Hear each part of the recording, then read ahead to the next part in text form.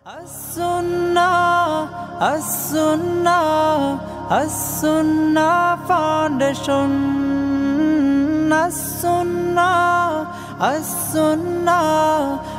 As-Sunnah Foundation. আসসালামু আলাইকুম রহমতুল্লাহি ওয়া বারাকাতুহু। আলহামদুলিল্লাহ ওয়াসসালাতু ওয়াসসালামু আলা রাসূলিল্লাহ বাদ। সুপ্রিয় দর্শক শ্রোতা ভাই বোন, দেশ কিংবা প্রবাস যে যেখান থেকে দেখছেন, আপনাদের সকলকে সাদর আমন্ত্রণ জানাচ্ছি আস-সুন্নাহ ফাউন্ডেশনের স্টুডিও থেকে।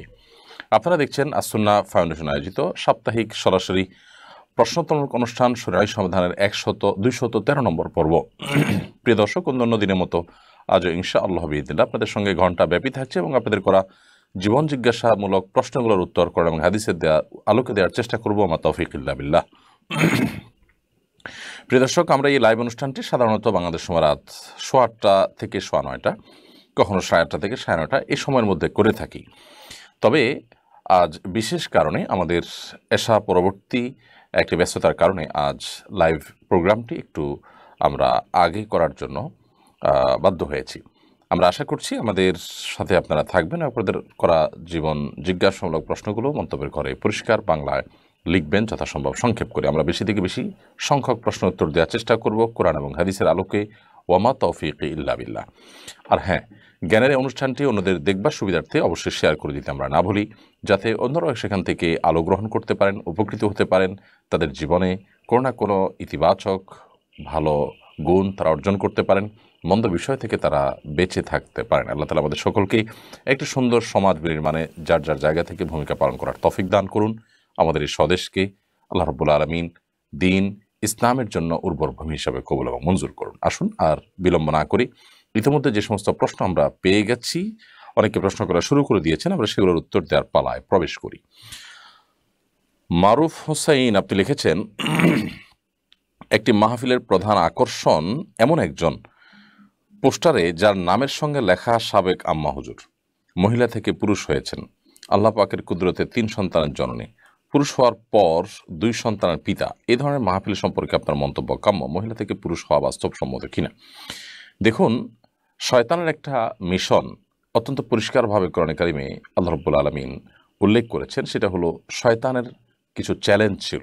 যেহেতু মানব জাতির কারণে, আদম আলাইহিস সালামের কারণে, আদম আলাইহিস সালামের প্রতি সম্মান প্রদর্শন স্বরূপ সেজদা করতে অস্বীকৃতি জানানোর কারণে তাকে জান্নাত থেকে বিতাড়িত হতে হয়েছে, আল্লাহর রহমত থেকে দূরে সরতে হয়েছে। এজন্য সে আদম সন্তানদের পথভ্রষ্ট করার মিশন নিয়ে নেমেছে এবং তারই অংশ হিসাবে সে যে চ্যালেঞ্জগুলো করেছে তার একটি হলো ফালা ইউগাইয়িরান্না খালকাল্লাহ, সে আল্লাহর সৃষ্টিকে পরিবর্তন করে ছাড়বে। নারী পুরুষ, পুরুষ নারীতে এই জেন্ডারগত যে আপনার অস্থিরতা, এটা তৈরি করা তারই অংশ বলে আমরা মনে করি এবং অনেক উলামায়ে কেরাম এই ব্যাখ্যা করেছেন। তো পুরুষ নারী হওয়া, নারী পুরুষ হওয়ার যে প্রসেস এবং যে আপনার কালচার আজকে ডেভেলপ করা হচ্ছে গোটা বিশ্বব্যাপী, এটা সন্দেহাতীতভাবে শয়তানি ষড়যন্ত্রের অংশ এবং এটা মানব সভ্যতাকে হুমকির মধ্যে ফেলবে এবং দুনিয়া তার পরিণতির দিকে যাচ্ছে। এরকম অনেক কিছুই হবে, আরও অবাক করা বিষয় হবে, যেটার জন্য হয়তো আমরা অনেকে প্রস্তুত নই। প্রশ্ন হলো যে ওয়াজ মাহফিলের বক্তা আলোচনা করছেন, তিনি এরকম হয়েছেন, তো সেটি কিভাবে? উত্তর হলো যে এটি অজ্ঞতার কারণে, সেটি মূর্খতার কারণে। এটি ঠিক যে কিছু মানুষ পুরুষ হয়েও তাদের শরীরে আকর্ষণ পুরুষের প্রতি হচ্ছে, নারীর প্রতি নয়। কিছু মানুষ নারী হয়ে তাদের আকর্ষণ নারীর প্রতি হচ্ছে, পুরুষের প্রতি নয়। এটা মানসিক সমস্যা, সাইকোলজিস্ট এবং সাইকিয়াট্রিস্ট তাদের দেখানো দরকার এবং এছাড়াও আরও উন্নত চিকিৎসা রয়েছে, সে চিকিৎসা তাদের নেওয়া উচিত। চিকিৎসা নেওয়ার মাধ্যমে এটি সম্পূর্ণ রিকভার হওয়া সম্ভব এবং ভালো হওয়া সম্ভব। সেটা না করে আপনি অসুস্থতাটাকে আপনার স্বাভাবিকত্ব ধরে নিয়ে যদি আপনি সমকামিতায় লিপ্ত হন অথবা আপনি জেন্ডার পরিবর্তন করে সেক্ষেত্রে একই কথা হলো যে আপনি সেক্ষেত্রে হরমোনাল যে চেঞ্জ আছে, ট্রিটমেন্ট আছে, সেগুলো করে আপনি যা করলেন সেটা দিন শেষে সমকামী হলো। কারণ আপনি যার কথা বলা হচ্ছে যে সাবেক উনি একজন মহিলা ছিলেন, তাহলে এখন তিনি পুরুষ হয়ে ওয়াজ করে বেড়াচ্ছেন, তার মানে তিনি পুরুষের বেশ ধারণ করেছেন এবং ট্রিটমেন্ট করে পুরুষ হওয়ার চেষ্টা করেছেন, আসলে কিন্তু তিনি নারী। অতএব এখন তিনি কোনো নারীকে যদি বিয়ে করেন বা নারীর সাথে তিনি থাকেন, তাহলে সেক্ষেত্রে সেটা কিন্তু সমকামিতাই হলো। এই সমকামিতাকে প্রতিষ্ঠা করবার জন্য শয়তানের সূক্ষ্ম ষড়যন্ত্রগুলোর একটিও এটি।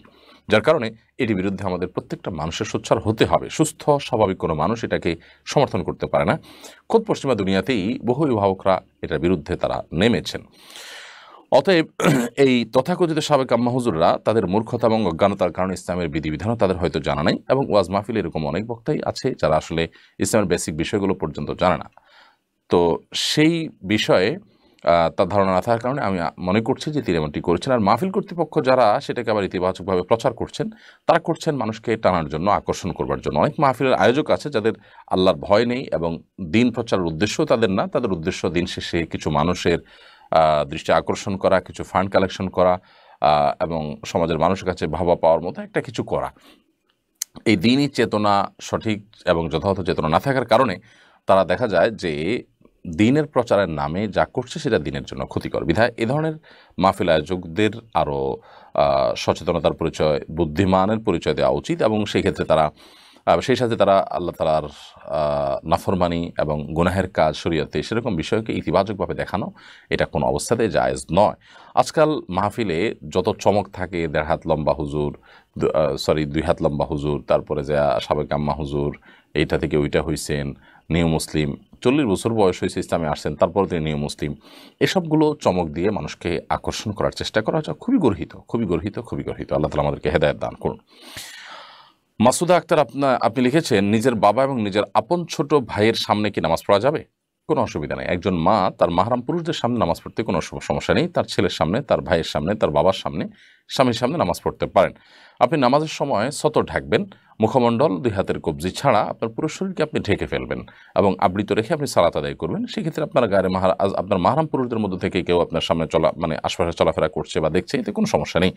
মহিলার নামাজটা গোপনে গোপনে পড়বে, কোনো পুরুষ দেখতে পারবে না, এরকম কোনো বাধ্যবাধকতা কিন্তু নেই। মূল বিষয়টা হলো আপনি সতর ঢাকছেন কিনা। হ্যাঁ, যদি গায়রে মাহরাম পুরুষ থাকে তাহলে সেক্ষেত্রে আপনার মুখমণ্ডল তিনি যেন দেখতে না পান সেই চেষ্টা আপনি করবেন। স্বাভাবিকভাবে মুখমণ্ডল ঢাকবেন না, কিন্তু গায়রে মাহরাম পুরুষ দেখতে পারে, রাস্তার পাশে নামাজ পড়ছেন, অন্য কোনো উপায় নেই, এরকম কোনো পরিস্থিতিতে আছেন, তাহলে সেক্ষেত্রে আপনি গায়রে মাহরাম পুরুষ আপনাকে দেখে ফেলবে, সেরকম আশঙ্কা হলে আপনি ওড়না টেনে দিবেন। আসমা চৌধুরী এআইডি থেকে আপনি লিখেছেন, মেয়েরা ক্যামেরার পেছন থেকে শুধু পণ্যের বিবরণ বলে পণ্য দেখিয়ে হাতে হাত মোজা পরে অনলাইনে বিজনেস করতে পারবে কিনা? ক্যামেরার পেছনে থেকে শুধুমাত্র হাত মোজা হাতে পরে যদি দেখাতে চান দেখাতে পারেন, কিন্তু সেক্ষেত্রে আগে থেকে হাতে পরা থাকলো, জাস্ট ফিটিং হয় কীরকম হয় এই জিনিসটা শুধু ক্যামেরাতে হাতটা শুধু দেখালেন, সেখানে কোনো অসুবিধা নেই ইনশাআল্লাহ বিদিনিল্লাহ। তবে এ সমস্ত ক্ষেত্রেও যথাসম্ভব আত্মসম্মান বোধের পরিচয় দেওয়া উচিত এবং মার্কেটিংয়ের ক্ষেত্রে ভিন্ন পলিসিতে যাওয়া উচিত। যদি কাস্টমারদেরকে ভালো জিনিস দেওয়া হয় এবং একজন কাস্টমার সন্তুষ্ট থাকেন, এরপর আস্তে আস্তে বহু কাস্টমার হয়, আস্তে আস্তে ব্যবসার পরিধিকে বিস্তৃত করা যায়। তো সেই চেষ্টা করা উচিত, চমক দিয়ে ব্যবসায় না এসে বরং বেজ থেকে একেবারে আস্থা এবং বিশ্বাসের উপরে ব্যবসাকে দাঁড় করানো উচিত। বাট এটুকু আপনি করতে পারেন যে আপনি ক্যামেরার আলেই থাকলে শুধুমাত্র মোজা পরে হাতটাতে আপনি দেখালেন যে সেটা ফিটিং হয়েছে বা সেটা দেখতে কেমন দেখা যাচ্ছে, সেইটুকু। সত্যি বলতে পর্দার যে আইটেমগুলো আছে সেগুলোতে পর্যন্ত আজকাল চমক আছে কি না, সৌন্দর্য আছে কি না, যেগুলো সৌন্দর্য ঢাকার জন্য সেগুলো আবার আলাদা করে সৌন্দর্য আছে কিনা সেটা আমরা খুঁজে বেড়াচ্ছি, যেটা খুবই দুঃখজনক। এই পর্যায়ে হওয়া আসলে অনুচিত। সরফরাজ ইউসুফ আপনি লিখেছেন, আমরা যে কসরের সালাত আদায় করি সেটাকে নির্দিষ্ট সময়ের জন্য না বাড়ি থেকে বাইরে যতদিন থাকবো ততদিনের জন্য?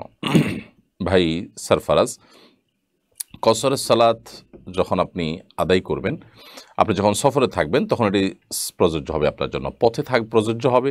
আবার যে জায়গায় যাবেন সেই জায়গায় যদি আপনার 2 দিন 4 দিন 6 দিন 8 দিন আপনি সেখানে থাকবেন, ওটা আপনার স্থায়ীভাবে বসবাস করছেন না, সেখানে আপনি স্থায়ীভাবে বলতে একটা দীর্ঘমেয়াদে বসবাসের কোনো প্ল্যান নাই, তাহলে সেক্ষেত্রে আপনি মুসাফির হিসাবেই গণ্য হবেন এবং মুসাফিরের সুযোগ আপনি পাবেন।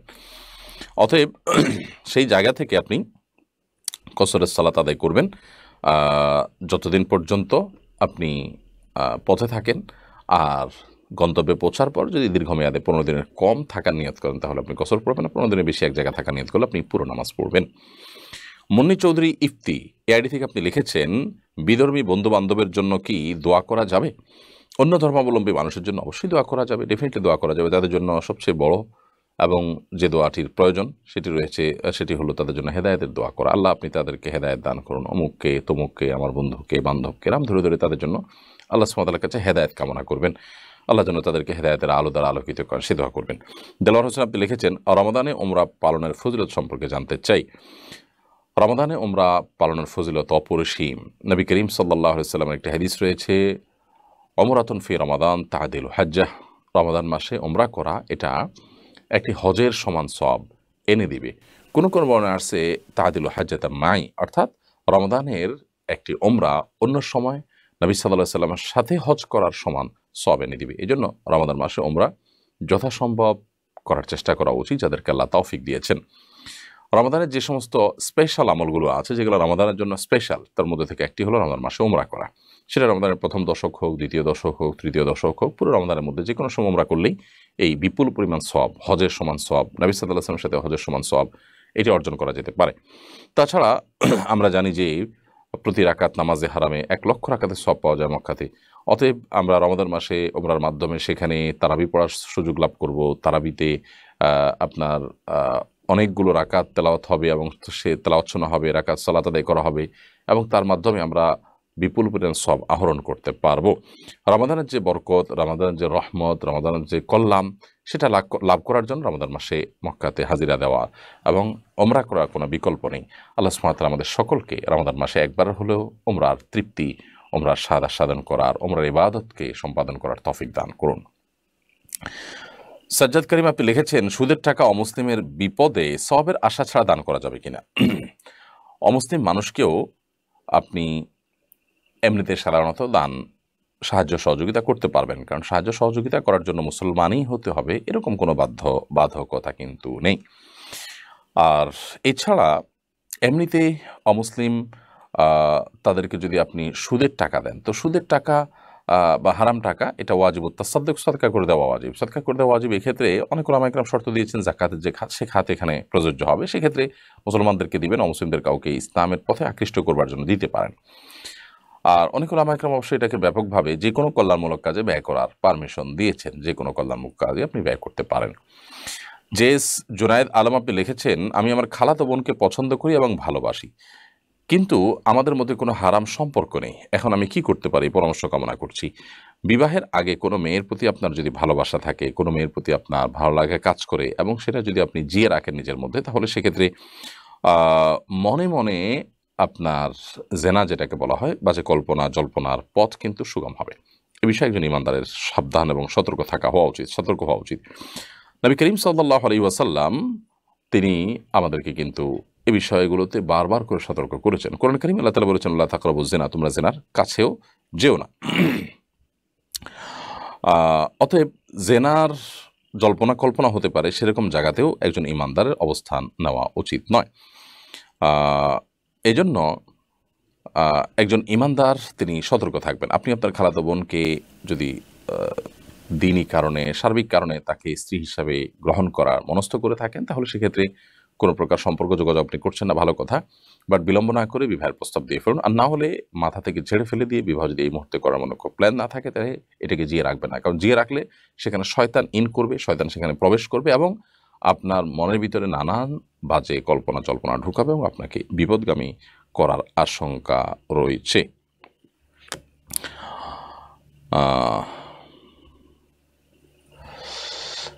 এরপর জামি ইসলাম শহীদ এআইডি থেকে আপনি লিখেছেন, জন্ম নিয়ন্ত্রণের বিধান কি? জন্ম নিয়ন্ত্রণ করার যদি প্রয়োজন হয়, কোনো ব্যক্তি এমন হন যে তিনি তার এই মুহূর্তে সন্তান নিতে গেলে তার স্ত্রীর জীবন হুমকির মধ্যে পড়বে, বা সন্তান একটা আছে, এই মুহূর্তে একটা সন্তান এলে তাকে লালন পালন করার মতো কোনো ব্যবস্থা নেই, কেউ নেই, তো এরকম পরিস্থিতিতে সাময়িক জন্ম নিয়ন্ত্রণ তিনি করতে পারেন। সে সাময়িক জন্ম নিয়ন্ত্রণটা 2-4 বছরের জন্য হতে পারে, 10 বছরের জন্য হতে পারে, আর লম্বা সময়ের জন্য হতে পারে, কিন্তু স্থায়ী জন্ম নিয়ন্ত্রণ করা জায়েজ নাই। আর দ্বিতীয়ত, কি খাওয়াবো, উপার্জন কম, বেতন কম, চাকরি নাই, এই মুহূর্তে সন্তান হলে বিপদে পড়বো, এইরকম চিন্তা থেকে জন্ম নিয়ন্ত্রণ করলে সেটাও জায়েজ নেই। কারণ প্রত্যেকটা প্রাণীর রিজিকের দায়িত্ব আল্লাহ তাআলা নিয়েছেন। রিজিকের চিন্তায়, ছোট চিন্তায়, নিচু চিন্তায় জন্ম নিয়ন্ত্রণ করবার সুযোগ ইসলামের শরীয়তের দৃষ্টিকোণ থেকে নেই। এমডি আলামিন লিখেছেন, আমি আল্লাহর নামে একটা কাজ করব বলে কসম করেছি, কাজটা কবিরা গুনাহ, আমার এখন কি করা উচিত?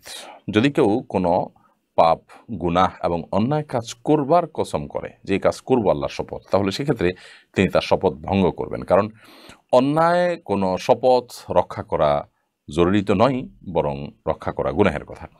আপনি কসম ভঙ্গ করবেন, কসম ভঙ্গ করার ফলে আপনার কসমের কাফারা দিতে হবে। যদি আপনি কসম করেছেন এবং ভঙ্গ করেছেন, বিধায় কাফারা দিতে হবে। কসম কাফারা দেওয়াটা কোনো গুনাহের বিষয় নয়, বিশেষ করে যখন ভুল কসম করেছেন, আপনি অন্যায় কসম করেছেন, অতএব সেই কসম, সেই শপথ আপনি ভঙ্গ করবেন। ভঙ্গ করার ফলে এখন আপনি কাফারা দিয়ে দিবেন। কাফারা হলো কি, একজন ইমানদার তিনি শপথ করেছেন, শপথ করে ভঙ্গ করার পর তিনি 10 জন মিসকিনকে খাদ্য দিবেন, অথবা তাদেরকে কাপড় দিবেন, দাসমুক্ত করবেন। এর কোনোটা যদি অপশন তার কাছে খোলা না থাকে বা কোনোটা করতে না পারেন, তাহলে সেক্ষেত্রে আরেকটা অপশন তার কাছে খোলা আছে, তা হলো 3টি নফল রোজা রেখে দিবেন, 3টা রোজা রেখে দিবেন।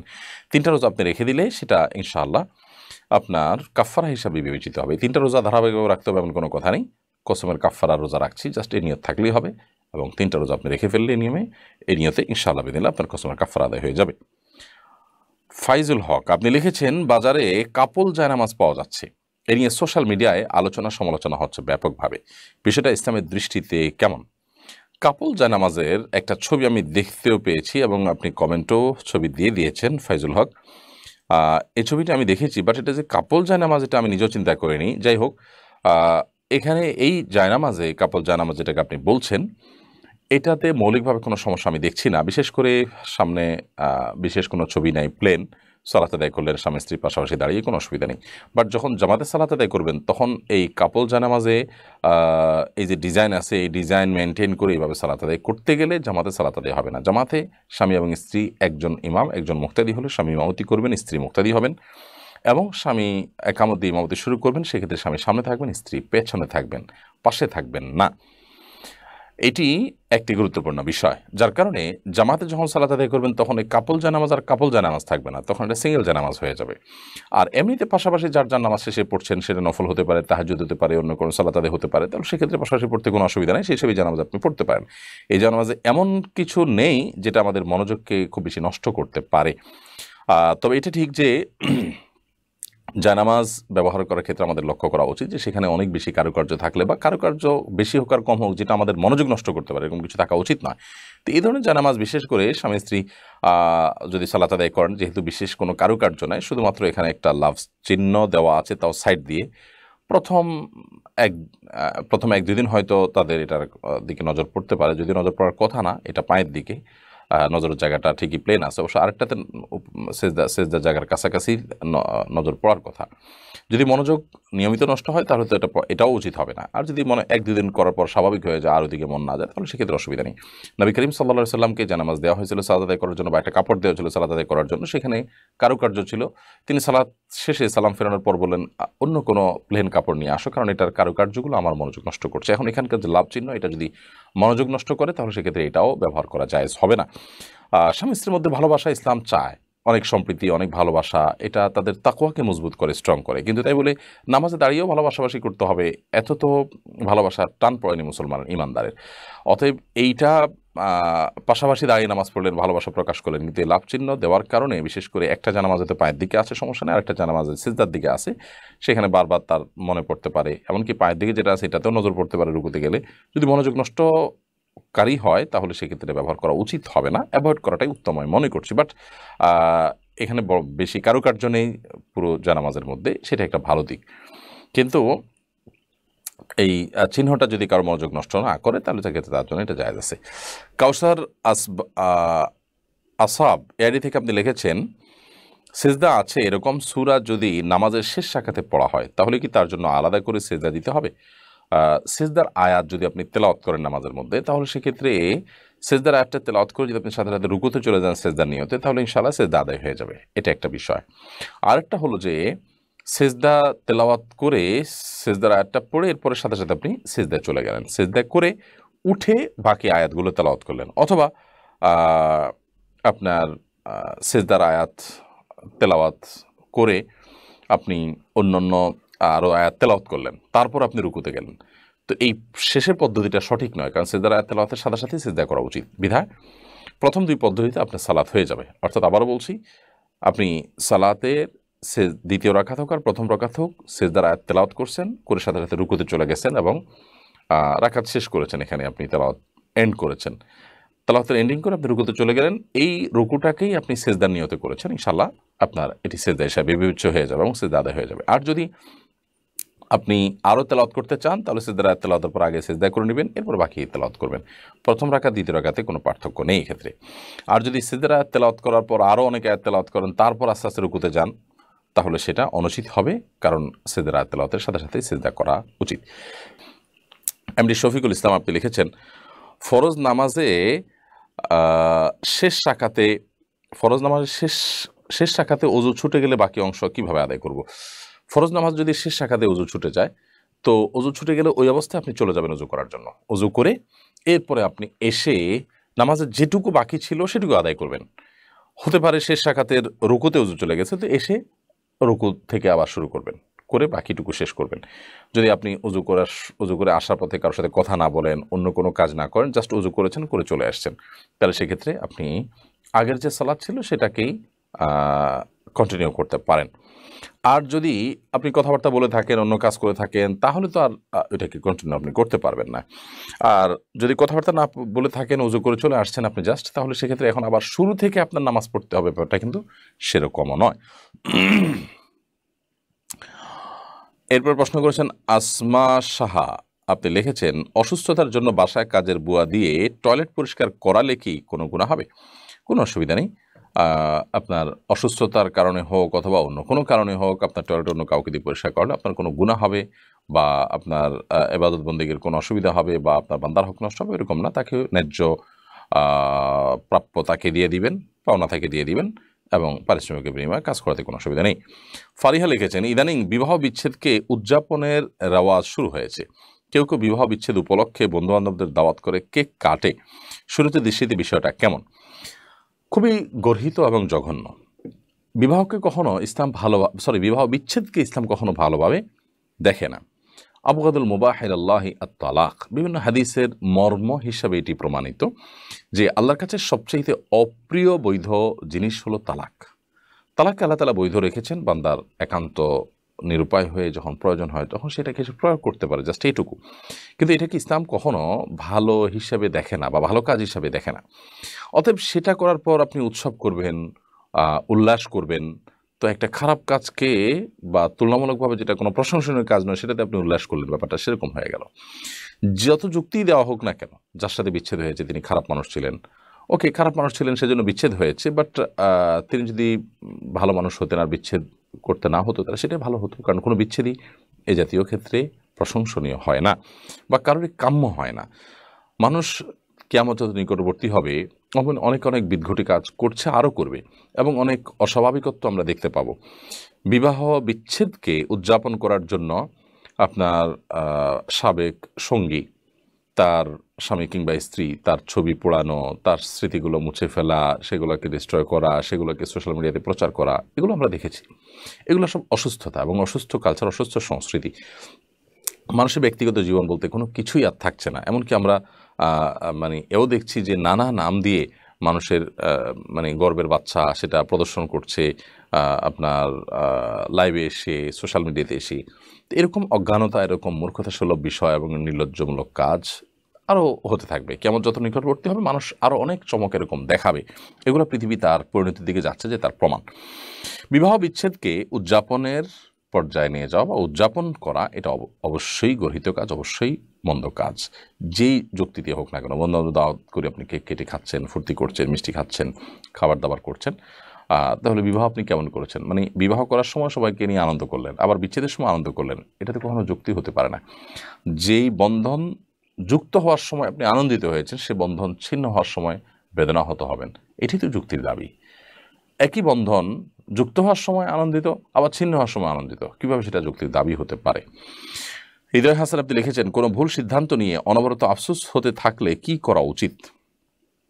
কোনো ভুল সিদ্ধান্ত নেওয়ার পর যদি আপনি কোনো ক্ষতি দেখেন, তাহলে সেক্ষেত্রে আল্লাহর উপর ন্যস্ত করে দিবেন। ইমানদার যে কোনো বিষয়ে তার আফসোস হতে পারে, মন খারাপ হতে পারে, কিন্তু কন্টিনিউয়াসলি মন খারাপ হতে থাকবে, একের পর এক আফসোস করতে থাকবে এবং সে এটা করতে করতে নিজেকে আপনার ডিপ্রেশনে ফেলে দিবে, এই পর্যায়ে চলে যাওয়া উচিত না, এটা টু মাচ, এবং এটা অবশ্যই সীমালঙ্ঘন।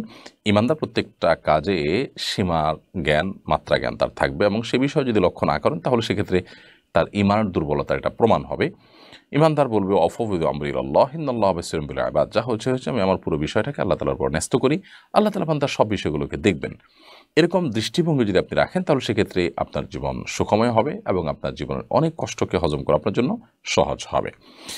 সাদি আফরিন সামি আপনি লিখেছেন, মায়ের দ্বিতীয় সংসারে আত্মীয়রা কি নিকটাত্মীয়? তাদের সাথে সম্পর্ক না থাকলে কি আত্মীয়তার সম্পর্ক ছিন্নকারী হিসেবে গণ্য হব? দেখুন, মায়ের দ্বিতীয় সংসারের আত্মীয় বলতে আপনি কাদেরকে বোঝাচ্ছেন? যদি মনে করেন যে মায়ের দ্বিতীয় সংসারে যিনি স্বামী হয়েছেন মায়ের, তার কথা, তো সেক্ষেত্রে মায়ের দিক বিবেচনায় তাকে আপনি বাবার মর্যাদা দেওয়ার চেষ্টা করবেন, কিন্তু আপনার জন্মদাতা বাবার মতোই তার সাথে সদাচরণ করতে হবে বা দায়িত্ব পালন করতে হবে, এটা সেরকম না।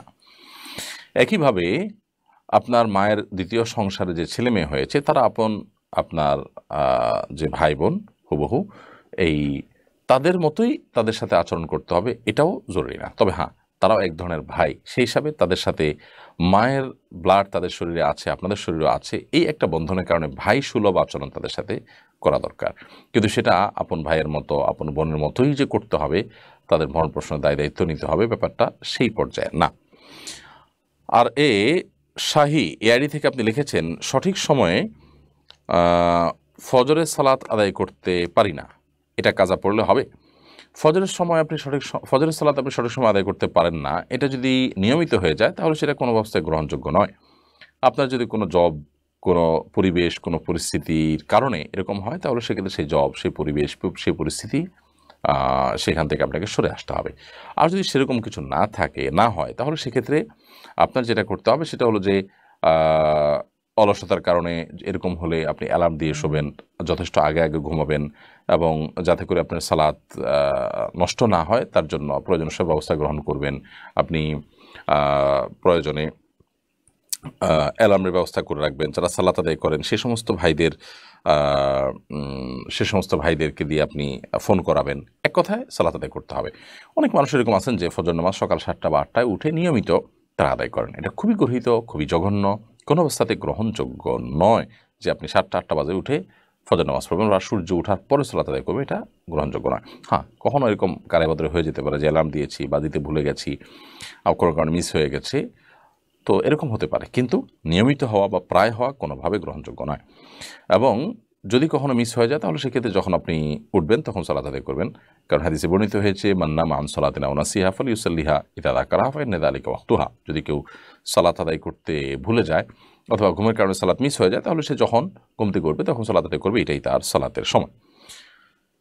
HM রাজব আলী এআইডি থেকে আপনি লিখেছেন, ঋণ থেকে কীভাবে মুক্তি পাওয়া যাবে? ঋণ থেকে মুক্তি পাওয়ার জন্য প্রথমত সিরিয়াসনেস থাকা উচিত। আমাদের অনেকেই আছি আমরা যাদের সব কিছু সেল করলে, বিক্রি করলে, ছেড়ে দিলে আমাদের ঋণ আদায় করার পথ সুগম হতে পারে, কিন্তু আমরা মনে করি যে স্থাবর সম্পত্তি, আমাদের জমি জমা, এগুলো বিক্রি করে আমরা ঋণ দেবো না। আমি ব্যবসা করতে গিয়ে ঋণ হয়েছি, তাহলে আবার ব্যবসা করেই ঋণ দেবো, এই চিন্তাগুলো ভুল। মানুষের পাওনা পরিশোধ করার জন্য প্রয়োজন আপনার জমি বিক্রি করবেন, প্রয়োজনে ভিটা বিক্রি করবেন, প্রয়োজনে যা দরকার তাই বিক্রি করবেন। হ্যাঁ, যদি সেরকম কিছু আপনার না থাকে তাহলে আপনি সিরিয়াসনেসের সাথে চেষ্টা করবেন 10 টাকা খেলে 10 টাকা ইনকাম করলে 8 টাকা খেয়ে 2 টাকা আপনি সেখান থেকে সরা রাখবেন, ঋণ দেওয়ার জন্য ঋণ দিবেন। এভাবে আপনার চেষ্টা করতে হবে যে মুখের খাবার একটু একটু করে সরা রেখে হলে আপনি ঋণ পরিশোধ করার চেষ্টা থাকবেন। সেই সাথে আল্লাহ তাআলার কাছে দোয়া করবেন, আল্লাহুম্মা কফিনি বিহালালিকা আন হারামিকা ওয়া আগনিনি বিফাদলিকা আম্মান সিওয়াক।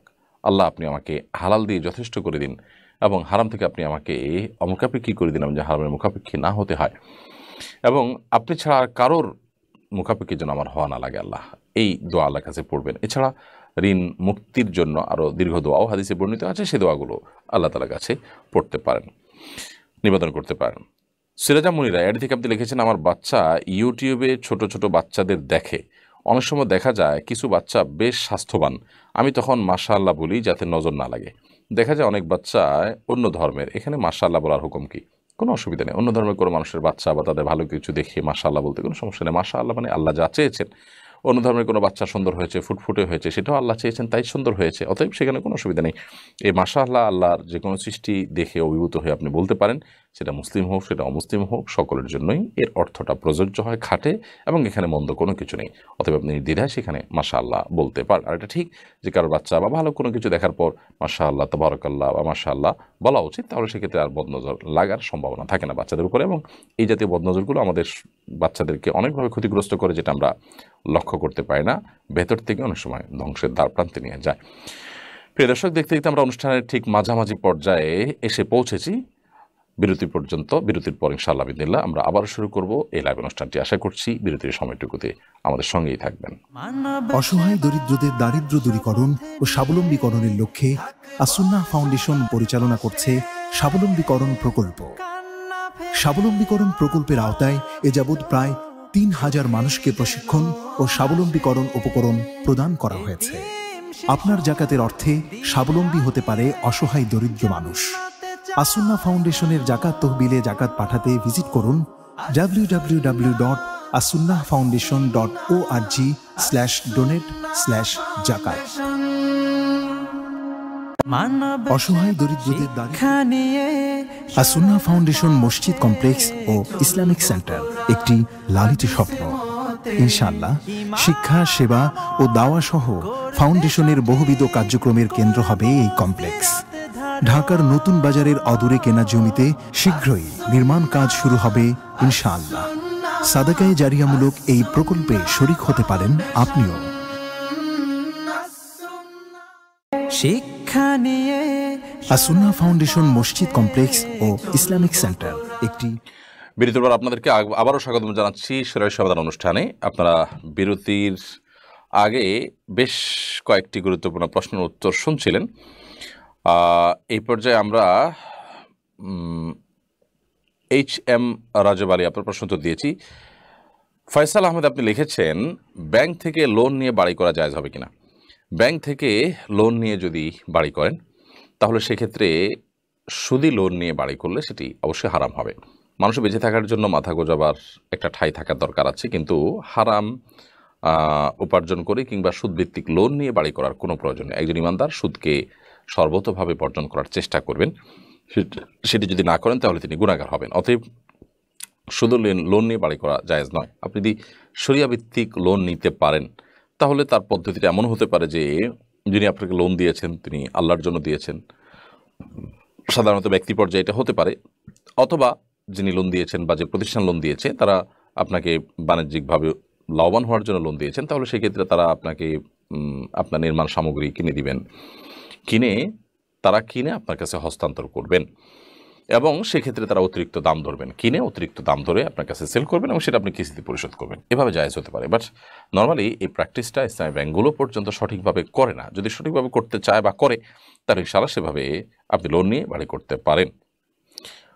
নীলা জাহান নীলা আপনি লিখেছেন, আমার ছোট বোনের বয়স অনেক হয়ে গেছে, কি আমল করলে তাড়াতাড়ি বিয়ে হবে জানালে উপকৃত হতাম।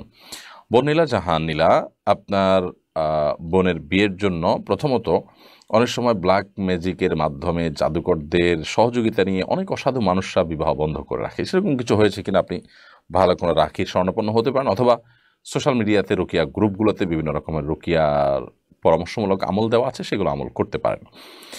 আর যদি সেরকম কিছু মনে না হয় তাহলে সেক্ষেত্রে স্বাভাবিক কারণে হয়ে যেতে পারে। অনেকে একটা নির্দিষ্ট বয়স যখন বিয়ে দেওয়ার জন্য অনেকে আসে প্রস্তাব নিয়ে, তখন এগ্রি করেন না এবং অবহেলা করেন। একটা বয়স পার হওয়ার পর দেখা যায় যে আর প্রস্তাব খুব বেশি একটা আসে না। এটা তো খুবই আপনার দুঃখজনক একটা বিষয়, এটা হয় অনেক ক্ষেত্রে। এরকম যদি হয় তাহলে সেক্ষেত্রে যেটি করতে হবে যে আল্লাহ তাআলার উপরে ভরসা করে নিজেদের চেষ্টা চালাতে হবে, চাহিদাগুলোকে কমায় আনতে হবে, যত সম্ভব শুধু ভালো ছেলে পেলেই বিয়ে দেওয়ার মানসিকতা থাকতে হবে এবং দোয়া কবুলের সময়গুলোতে দোয়া করা, যেমন জুমার দিন আসরের পরে, তাহাজ্জুদের সময়গুলোতে বিশেষ করে আল্লাহ তাআলার কাছে দোয়া নিবেদন করতে হবে। ওমর ফারুক সজীব আপনি লিখেছেন, আমি জাপানে থাকি, আজান শুনতে পাই না, তবে 5 ওয়াক্ত সালাত আদায় করি, কিন্তু জোহর ও আসরে শুধু ফরজ নামাজ পড়ি, এতে কি নামাজ কবুল হবে? দেখুন, আজান শুনতে পাচ্ছেন না এটা সমস্যার কিছু নয়। 5 ওয়াক্ত সালাত আপনাকে আদায় করতে হবে এবং আশেপাশে কোনো মুসলিম থাকলে তাদেরকে নিয়ে জামাতের সাথে সালাত আদায় করবেন। জোহর এবং আসরে শুধু ফরজ পড়েন, কিন্তু তার আগে পরে প্রয়োজনে 2-4 ঘন্টা আগে পরে, 1-2 ঘন্টা আগে পরে ওয়াক্তের মধ্যে থেকে আপনি সুন্নত নামাজটা পড়ে ফেলার চেষ্টা করবেন। নিয়মিত সুন্নত নামাজ তরক করা এটা অপূর্ণতা। যদি আপনার ফরজ আদায় হয়ে যাচ্ছে, আপনি দায়মুক্ত হয়ে যাচ্ছেন, কিন্তু কিছুটা অপূর্ণতা থাকছে সুন্নত আদায় না করার কারণে, যেন সুন্নতটাকে আপনি ফাঁকে ফোকরে পড়ে ফেলার চেষ্টা করবেন। মাঝে মধ্যে পড়তে পারছেন না, সেটা ভিন্ন বিষয়। নিয়মিত যদি এরকম সুন্নত আপনি তরক করেন, তাহলে সেক্ষেত্রে সালাতের মধ্যে একটু অপূর্ণতা থাকলো, বাট ফরজটা আপনার ঠিকই আদায় হয়ে যাবে। সেলিনা সুলতানা আপনি লিখেছেন, আমার 4 লক্ষ টাকা ব্যাংকে আছে, সেই টাকা থেকে যে ইন্টারেস্ট আসে তা আমার সংসারে খরচ হয়ে যায়, তাহলে আমার যে টাকাটা ব্যাংকে রাখা আছে তার জাকাত দিতে হবে কিনা? বোন সেলিনা সুলতানা, ব্যাংকে যে টাকাটা রাখা আছে সেখান থেকে আপনাকে জাকাত দিতে হবে পুরো বছর শেষে একবার করে। ইন্টারেস্ট যেটা আসে, আপনি সেটাকে বলছেন আপনার সংসারে আপনি খরচ করেন, তো ব্যাংক থেকে ইন্টারেস্ট আসলে সেটা তো সুদ, এবং সুদ তো গ্রহণ করা আপনার জন্য জায়েজ নয়। আপনি যদি ইসলামী ব্যাংকে টাকা রেখে থাকেন, তারা আপনাকে প্রফিট দিয়ে থাকে, সেটাও সন্দেহ বা সংশয়ের ঊর্ধ্বে না। আমরা সরাসরি সেটাকে সুদ না বললেও সন্দেহপূর্ণ বলি। সন্দেহপূর্ণ বলার কারণে আপনি সেটাকে অ্যাভয়েড করতে পারলে সেটাই বেটার। যদি আপনার বিকল্প কোনো পথ না থাকে, আর কোনো টাকা নাই, ইনকাম নাই, নিরুপায় আপনি, তাহলে সেক্ষেত্রে আপনি এটি ভোগ করতে পারেন, সেক্ষেত্রেও আপনি অ্যাভয়েড করতে পারলে সেটাই হলো তাকওয়ার দাবি। তো জাকাত যেটা, সেটা আপনাকে ঠিকই দিয়ে যেতে হবে। আমাতুর রহমান লিখেছেন, বাজারে আপনাদের কয়টি বই আছে, বইগুলো সংগ্রহ করতে পারবো কিভাবে? এবারে কি রমাদান প্ল্যানার আসবে? বইটা রমাদানে ইবাদত করতে সহায়ক ভূমিকা পালন করে। ধন্যবাদ বোন আমাতুর রহমান। রমাদান প্ল্যানার এবারও আসছে ইনশাআল্লাহ নতুন কলেবরে, এবং সেখানে কিছুটা পরিবর্তন থাকছে, নতুন কিছু সংযোজন থাকছে। আশা করছি সেটা এবারও আমাদের ইবাদতের প্ল্যান পরিকল্পনা করতে আমাদেরকে সাহায্য করবে, সহযোগিতা করবে। সেই সাথে আমাদের বই আছে আসুন্নাহ ফাউন্ডেশন থেকে যে প্রকাশ করেছি আমরা কয়েকটি, তার মধ্যে একটা হলো রাসূলুল্লাহ সাল্লাল্লাহু আলাইহি ওয়াসাল্লামের সকাল সন্ধ্যার দোয়া ও জিকির, আর ৫ ওয়াক্ত সালাত পরবর্তী দোয়ার একটা পকেট কার্ড আছে শুধু, আর ওমরা প্রসঙ্গে ছোট্ট একটা ছোটি বই আছে, কিভাবে ওমরা করবেন, এই বইটা আমাদের প্রকাশিত। এবং সেই সাথে হজের একটা লিফলেট আমরা প্রকাশ করেছি, এক নজরে হজ, আর রমাদান প্ল্যানার আছে। সেই সাথে এবার রমাদানকে সামনে রেখে আমরা একটা বইয়ের কাজ সম্পন্ন করার পথে আল্লাহর অনুগ্রহে, সেটি হলো প্রতিদিন তারাবিতে আমরা যে তেলাওয়াত শুনে থাকি, সেই তেলাওয়াতের সার সংক্ষেপটাকে আমরা 2-3 পৃষ্ঠার মধ্যে নিবেদন করে একটা বই শেষ করছি। আশা করছি যে রমাদানে কোরআনের সাথে আমাদের সময় কাটানোটা সহজ হবে, কোরআনের মর্মগুলো আমরা উপলব্ধি করতে পারবো বইয়ের মাধ্যমে। সেই বইটি আশা করছি আগামী 15 দিনের মধ্যে আমরা বাজারে দিতে পারবো। দোয়া করবেন আপনারা সকলে। আর এই বইগুলো পাওয়ার জন্য রকমারি, ওয়াফি লাইফ, নাফিউন, এরকম যে সমস্ত অনলাইন বুকশপ আছে, সেই বুকশপগুলোতে আপনি অর্ডার করলে পেয়ে যাবেন। আসুন্নাহ ফাউন্ডেশনের যে অফিসিয়াল নাম্বার আছে, সেখানে অফিস টাইমে ফোন করলে তারাও আপনাকে এ বিষয়ে তথ্য পদ্ধতি সাহায্য করবে। ফাউন্ডেশনে সরাসরি সংগ্রহ করে যেও আপনি সংগ্রহ করতে পারবেন। কামরুল জামাল আপনি লিখেছেন, আমি আসাম থেকে বলছি, দাড়ি কাটা ইমামের পেছনে নামাজ হবে কিনা? আশা করি উত্তরটা দিবেন। দাড়ি কাটা ইমামের পেছনে নামাজ পড়লে আপনার নামাজ হয়ে যাবে, বাট এরকম ব্যক্তিকে ইমাম হিসাবে নিযুক্ত করা অনুচিত। এরকম ইমামকে ইমাম হিসাবে নিযুক্ত করবেন না কর্তৃপক্ষ। যার দাড়ি কাটা আছে, দাড়ি ছাঁচা আছে, দাড়ি ছোট, সুন্নাহ সম্মত দাড়ি তিনি রাখেন না, এরকম ইমামকে ইমাম হিসাবে নিযুক্ত করা কর্তৃপক্ষের দায়িত্ব অবহেলার শামিল। যদি নিযুক্ত করে ফেলে, আপনার বিকল্প কোনো জামাতে শামিল হওয়ার সুযোগ না থাকে, তাহলে এই ব্যক্তির পিছনে নামাজ পড়লে আপনার নামাজ আদায় হয়ে যাবে। ওলামায়ে কেরাম ফাসেক বা যে ইমাম গুনাহ করে, সেটা প্রকাশ্যে যার গুনাহটা একেবারে থাকে, সেরকম ইমামের পিছনে সালাত আদায় করাটাকে মাকরুহ বলেছেন, বাট নামাজ হয়ে যাবে। নিশাত আপনি লিখেছেন, আমার শারীরিক অসুস্থতার কারণে আমি মা হতে পারছি না, এমন কোনো আমল আছে কিনা যার মাধ্যমে রোগ মুক্তির মাধ্যমে আমি মা হতে পারবো?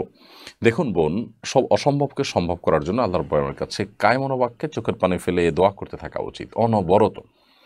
বিশেষ করে দোয়া কবুলের সময়গুলোতে, ৫ ওয়াক্ত সালাতের পর, আসরের পর, তাহাজ্জুদের সময়, আরও বৃষ্টির সময় দোয়া কবুল হয়, এরকম দোয়া কবুলের জায়গাগুলোতে বিশেষভাবে দোয়া কবুলের ব্যাপারে সচেষ্ট থাকা উচিত। এর বাইরে আল্লাহর কাছে সাদাকা করা, দুরুদ এবং ইস্তেগফারের আমল করা, দোয়া ইউনুস করা, এবং ইব্রাহিম সালাতুসসালাম এবং জাকারিয়া সালাতুসসালাম দুজন নবী আল্লাহ তাআলার বার্ধক্য বয়সে আল্লাহ তাআলার কাছে সন্তান পেয়েছেন যে দোয়া করে, সেই দোয়াগুলো আপনি করতে পারেন। রব্বি হাবলি মিনাস সালিহিন, রব্বি লা তাদারনি ফারদা ওয়া আনতা খায়রুল ওয়ারিসিন, এই দোয়াগুলো আপনি পড়তে পারেন এবং আল্লাহ তাআলার কাছে আপনি পরিপূর্ণ মনোনিবেশ করবেন। কিন্তু আপনার মানসিকভাবে প্রস্তুতি থাকা উচিত, যদি আল্লাহ তাআলা আমাকে সন্তান না দেন, তাহলে এর মধ্যে আমার কল্যাণ আছে এবং সেটাকে আমি মেনে নেব মানসিকভাবে, সেই সদিচ্ছা আপনার থাকতে হবে। আল্লাহ তাআলা আপনার প্রতি রহম করুক, আমরা দোয়া করছি। ফেরদাউসি নিগার সুলতানা লিখেছেন, ব্যাংকে 5 বছরের জন্য ফিক্সড টাকা রাখলে জাকাতের বিধান কি? প্রতি বছর আপনাকে জাকাত দিয়ে যেতে হবে। আপনি ব্যাংকে যে টাকাটা রেখেছেন বিভিন্ন স্কিমে, সেই টাকার জাকাত আপনাকে দিয়ে যেতে হবে, এবং সেই টাকার জাকাত যদি আপনি না দেন তাহলে সেক্ষেত্রে আল্লাহ তাআলার কাছে অবশ্যই আপনাকে দায়ী হতে হবে। জাকাত হিসাবে ওই দিনের জাকাত আপনাকে দিয়ে যেতে হবে, যেই কয় বছর ব্যাংকে আছে সেই কয় বছরের।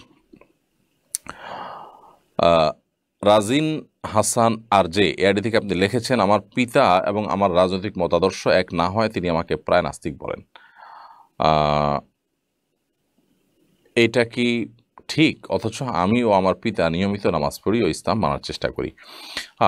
দেখুন, কোনো মানুষ যদি নাস্তিক না হয়ে থাকে আর যদি তাকে কেউ নাস্তিক বলে, তাহলে যে নাস্তিক বলেছে সে নাস্তিক হয়ে যাওয়ার সমূহ আশঙ্কা আছে। কারণ সহিহ বুখারীর একটা হাদিস আছে, নবী সাল্লাল্লাহু আলাইহি ওয়াসাল্লাম বলেছেন, কেউ কাউকে যদি কাফের বলে আর সে লোকটা যদি কাফের না হয় তাহলে তাদের একজন ঠিক কাফের হবে, অর্থাৎ যিনি বলেছেন এটা তার দিকে বর্তাবে। এই জন্য কারোর ঈমান নিয়ে প্রশ্ন তোলা বা তাকে অন্য ধর্মাবলম্বী বলার আগে নিশ্চিত হতে হবে সে আসলে অন্য ধর্মাবলম্বী কিনা। ব্যক্তিগত মত পার্থক্যের কারণে এরকম পর্যায়ে চলে যাওয়া অবশ্যই অনুচিত কাজ, সেটা পিতা করেন আর পুত্র করেন কিংবা যেই করেন না কেন। অতএব এই বিষয়ে আমাদের সাবধান থাকতে হবে।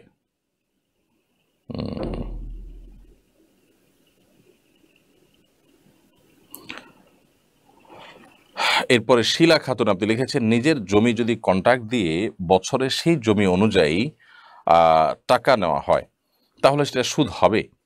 নিজের জমি কন্ট্রাক্ট দিয়ে বছরে সেই জমি থেকে আপনি টাকা নিচ্ছেন, আপনার পলিসিটা পুরোপুরি আমি ক্লিয়ার হতে পারিনি। ব্যাপারটা যদি এরকম হয় যে জমি কাউকে দিয়েছেন এবং তাকে বললেন প্রতি বছর তুমি এই জমির বাবদ আমাকে এত করে টাকা দিবা, জমি তুমি চাষ করে খাবা, তো এটা জায়েজ আছে। এটা হলো জমি ভাড়া দেওয়া।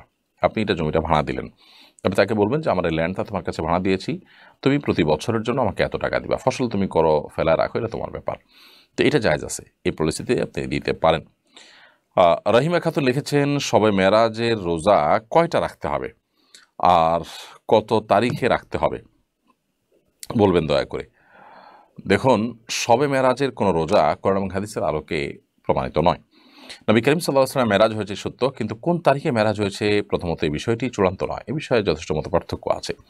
দ্বিতীয়ত, নবী করিম সাল্লাল্লাহু আলাইহি ওয়াসাল্লামের মেরাজের দিবস বা মেরাজের রজনীকে কেন্দ্র করে বিশেষ কোনো আমল, সেটা রাত জেগে ইবাদত হোক, দিনের রোজা হোক, মেরাজের দিবসের রোজা 27 রজব হিসাবে, এরকম কোনো কথা কোরআন অথবা হাদিসের কোথাও বর্ণিত হয়নি, প্রমাণিত নয়।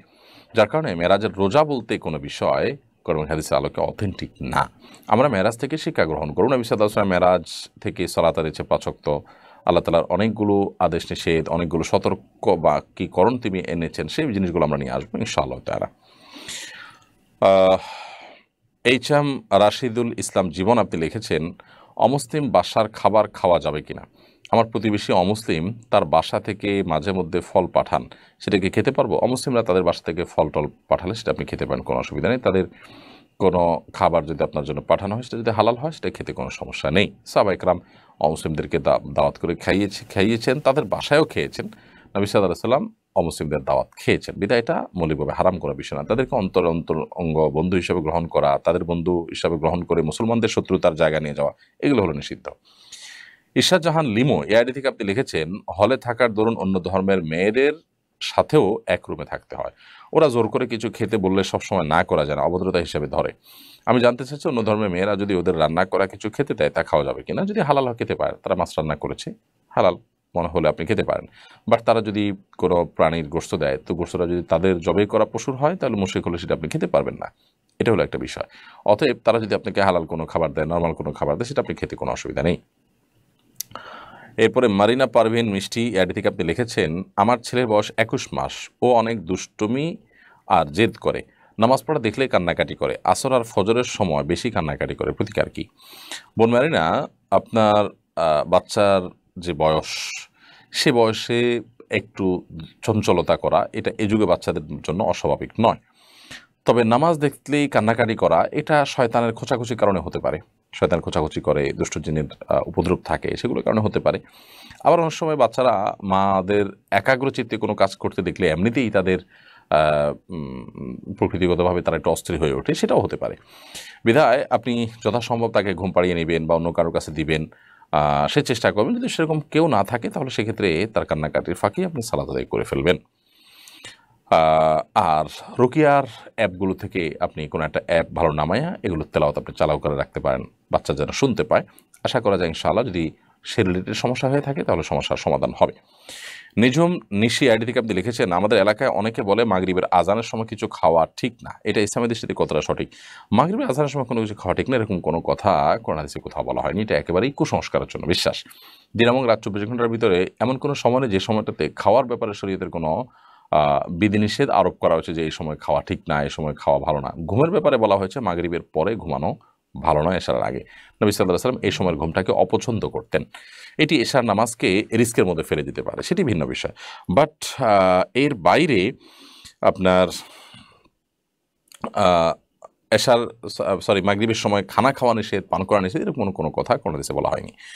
হামিদুল হক আপনি লিখেছেন, বউ ও শাশুড়ির দীর্ঘদিনের মনোমালিন্যের জের ধরে ছেলের বউ একদিন শাশুড়ির মাথায় আঘাত করে, যার ফলে শাশুড়ি শপথ করেন আমার মৃত্যুর পর তাকে আমার মৃত্যু মুখ দেখালে আমার বেহেশত হারাম হোক। এখন বউ মৃত শাশুড়ির চেহারা দেখতে পারবে কিনা?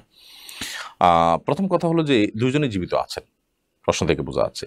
তাহলে শাশুড়ির হাতে পায়ে ধরে হোক, যেভাবে হোক, স্ত্রী মাপ চেয়ে নেবেন, কারণ এই আঘাতের জন্য কিয়ামতের ময়দানে তার বিচার মুখোমুখি হতে হবে।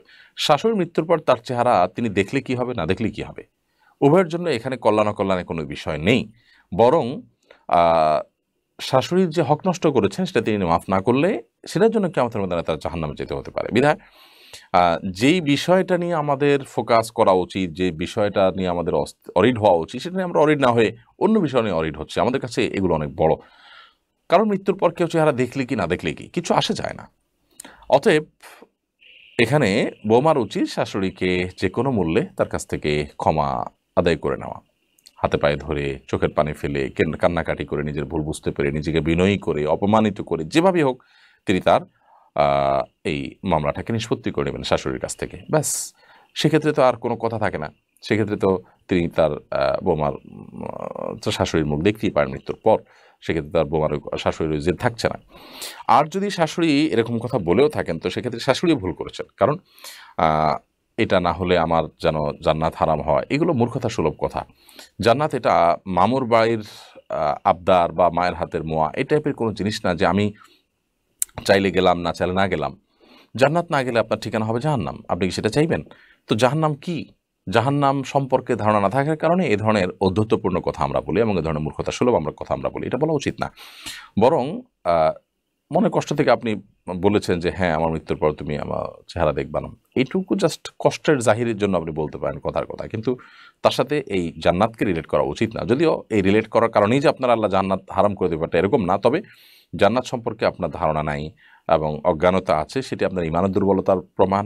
আল্লাহ তাআলা এই অধ্যত্বপূর্ণ কথাকে যদি আল্লাহ পাকড়াও করেন তাহলে এটা আপনার জাহান্নামে যাওয়ার কারণ হয়ে যেতে পারে, এটা একটা ব্যাপার।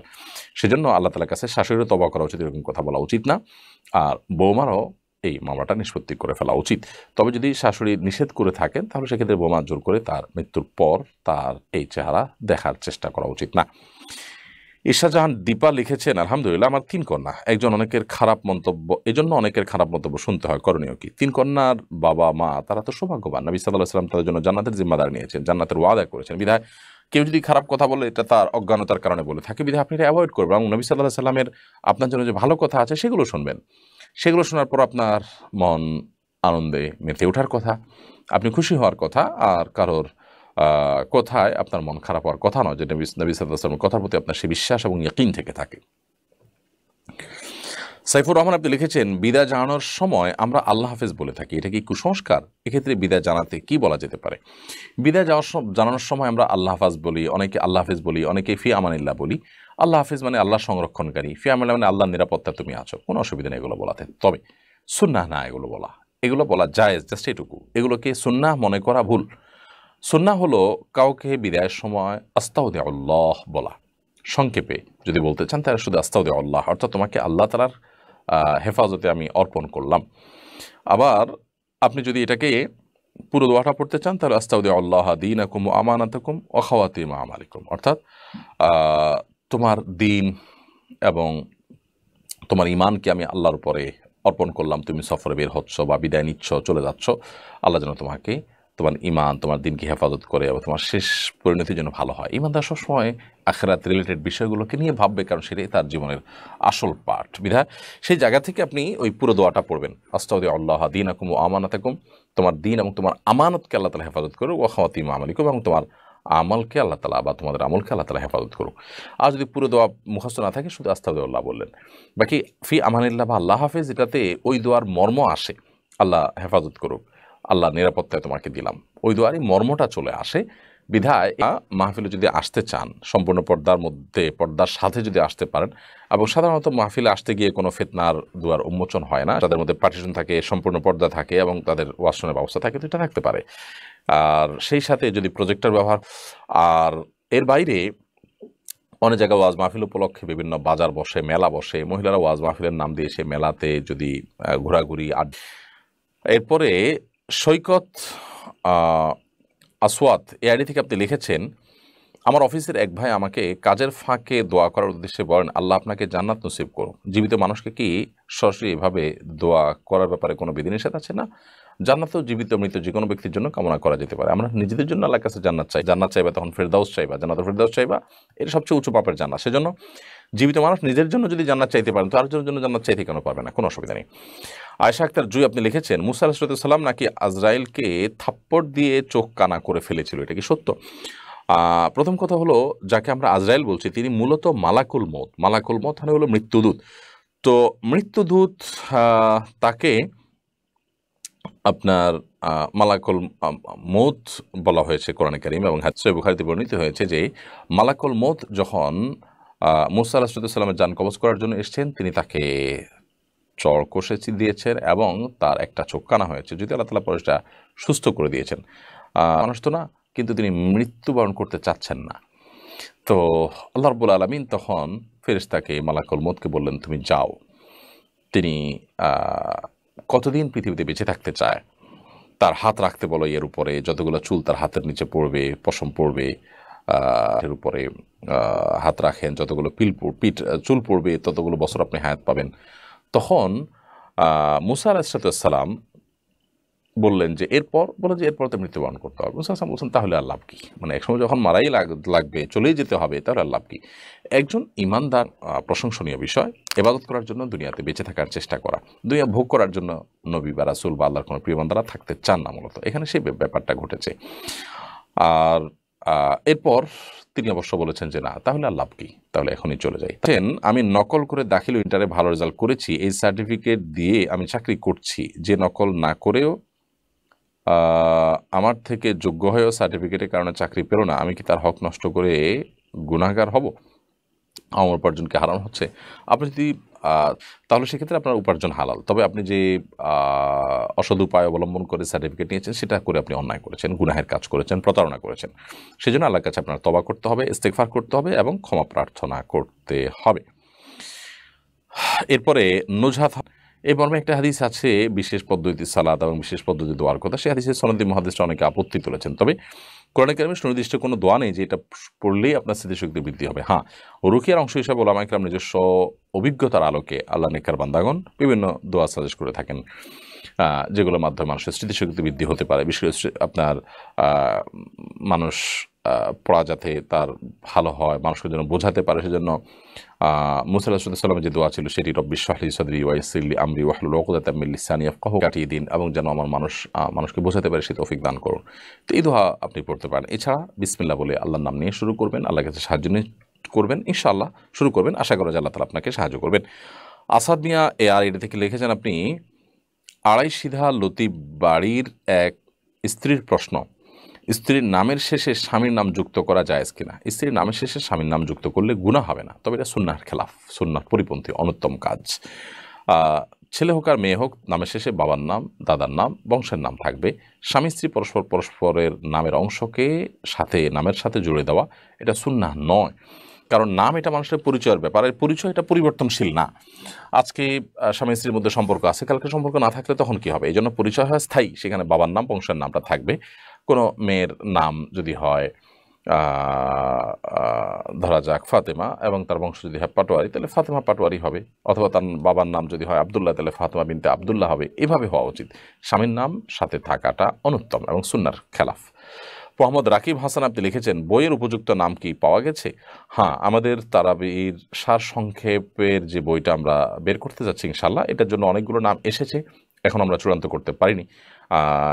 আলহামদুলিল্লাহ, আপনারা অনেকেই মন্তব্য করেছেন, সেজন্য আপনাদেরকে জাযাকাল্লাহু খায়রা, আল্লাহ তাআলা উত্তম বিনিময় দান করুন।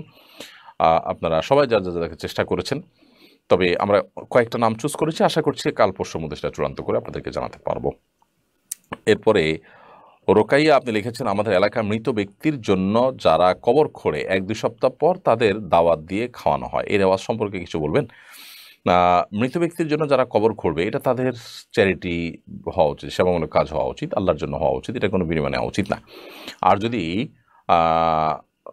কোনো প্রতিষ্ঠানের তরফ থেকে কাউকে আপনার শ্রমিক হিসাবে নিয়ে কাজ করানো হয়, তাহলে সেক্ষেত্রে তিনি পারিশ্রমিক নেবেন, ভিন্ন কথা। বাট যিনি কাজ করবেন, তিনি দায়িত্ব হিসাবে যখন কাজ করছেন, সমাজের অংশ হিসাবে, তখন তিনি আল্লাহর জন্যই করবেন, কোনো বিনিময় দেওয়া উচিত না। অতএব তাদেরকে খাওয়ানোটাও এক প্রকার বিনিময়, এর আওয়াজটা না হওয়া উচিত। এমনিতেই আপনি এলাকাতে যারা প্রিয়জনকে হারিয়েছেন তাদেরকে, অর্থাৎ যিনি মারা গেছেন তার জীবিত আত্মীয় স্বজনকে এলাকাবাসী খাওয়ালো, তাদের পাশাপাশি আশপাশে এলাকাতে আরও কিছু লোককে খাওয়ালো, তারা সেটা ভিন্ন বিষয়। বাট এই কবর খোঁড়া মানুষকে খাওয়ানো একটা রেওয়াজে পরিণত হয়েছে, তাদেরকে এটা এক ধরনের পারিশ্রমিকের অংশ হিসাবেই দেওয়া হয়, এটা উচিত না। বরং কবর খোঁড়ার কাজটা সমাজের গরিব মানুষ কেন, বিত্তবানদের মধ্য থেকে কেউ সেবামূলক অংশ হিসাবে করবে, সেবামূলক কাজের অংশ হিসাবে করবে। এবং মানুষ মারা যাওয়ার পর তার কবর দেওয়াটা কিন্তু ফরজে কিফায়া, সমাজের কেউ যদি না করে সবাই গুনাহগার হবে, বিধায় এটার জন্য উদ্যোগ নেওয়া উচিত এবং এটার কোনো বিনিময় গ্রহণ করার মানুষকে থাকা উচিত না। শাহরিয়ার ইমাম আপনি লিখেছেন, ইমামের পিছনে কাতারে মুসল্লিরা যখন দাঁড়াবে তখন কোথা থেকে কাতার শুরু করবে? পিছনের কাতারগুলো দেখি অনেকে ডান পাশ থেকে শুরু করে, বিষয়টি একটু ক্লিয়ার করবেন। ইমামের ঠিক মাঝখান থেকে শুরু করবে, মাঝখান থেকে শুরু করে পিছন থেকে, বরাবর ইমামের পিছন থেকে ডানে, এরপর বামে, ডানে এরপর বামে, এভাবে ব্যালেন্স করতে করতে কাতার এগিয়ে নিয়ে যেতে থাকবে। মাসুমা আক্তার শিলা লিখেছেন, ব্যাংক থেকে ঋণ নিয়ে বাড়ি, বাংলাদেশের বাড়ি, নিজ ইচ্ছায় কোনো বস্তু বা আর্থিক সাহায্য করতে চাইলে তা গ্রহণ করা যাবে কিনা, যা কখনো ফেরত দিতে হবে না, আশা করি বিস্তারিত আলোচনা করবেন। যদি আপনাকে কোনো সহযোগিতা করে এবং সেটা নিলে দিনের কোনো ক্ষতি হবে না, আপনার কোনো ক্ষতি হবে না, আপনি নিতে পারেন। এটা অন্য কোনো ধর্মের মানুষ দিলেও জায়েজ আছে। হ্যাঁ, যদি সে আপনাকে কোনো কিছু দিয়ে তার বিশেষ কোনো এমন প্রকল্প বাস্তবায়ন করতে চায় যেটা দিন এবং ইমানের জন্য ক্ষতিকর, মুসলমানদের জন্য ক্ষতিকর, তাহলে সেটা অ্যাভয়েড করবেন। এমনিতে আপনাকে কিছু দিচ্ছে, কোনো সুবিধা সে দিচ্ছে, এটা গ্রহণ করতে কোনো অসুবিধা নেই। জাহিদ হাসান ইমন লিখেছেন, জিন দিয়ে চিকিৎসা করানো যাবে কিনা? জিন ইস্তেআনা বিল জিন বা জিনের সাহায্য গ্রহণ করা ইসলাম শরিয়ার দৃষ্টিকোণ থেকে জায়েজ কোনো কাজ নয়, বিধায় ইস্তেআনা বিল জিন এটা নিষিদ্ধ ইসলাম শরিয়ার দৃষ্টিকোণ থেকে।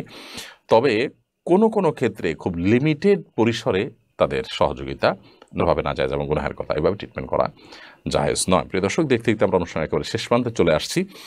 আজকে এই পর্যন্তই। আল্লাহ যদি তৌফিক দান করেন, আগামী সপ্তাহে একই সময়, আগামী সপ্তাহে ইনশাআল্লাহ এশার পর থেকে নিয়ে ঘণ্টাব্যাপী আমরা আপনাদের সঙ্গে লাইভ অনুষ্ঠানে থাকবো। আল্লাহ সুবহানাহু ওয়া তাআলা সে পর্যন্ত আমাদের সকলকে নিরাপদে রাখুন, সুস্থ রাখুন এবং ভালো রাখুন, সেই দোয়া রব্বে কারীমের কাছে নিবেদন